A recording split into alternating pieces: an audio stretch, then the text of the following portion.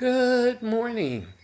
It's Monday. It's the 22nd of August. And our reading is from Judges 5:31.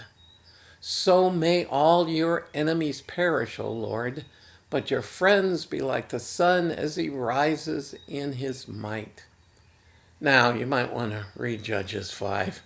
The specific reference is to one of the enemies of Israel who died by having a peg driven into his skull. And yes, as believers, we are not to be praying for the destruction of God's enemies. But the day will come when God will say enough is enough, when Christ will return and will bring judgment on his enemies. And we should not desire to see that happen to anyone. And certainly we shouldn't want to see anyone remain in their condition where they will spend eternity in hell. And so we are to pray for the lost, pray for enemies, do good to those who persecute us.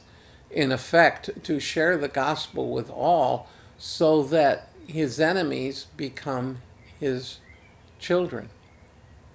And remember, while we were yet sinners, while we were still his enemy, he saved us.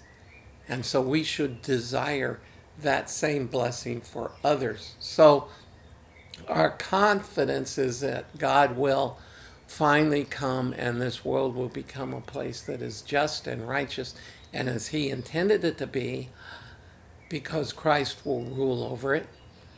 But at the same time, we should not desire that any be lost, because God doesn't, and be available to be used by him to share his truth of his mercy, of his grace, a grace that leads to salvation.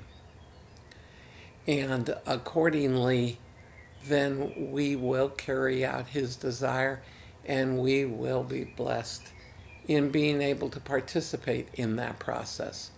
So we are to pray not for God's judgment, but for God's blessing on those who do not yet know him. And so think about that. Think about any opportunities the Lord might present to you today to pray for or to even share with someone who does not yet know him. And accordingly, I'll see you again tomorrow.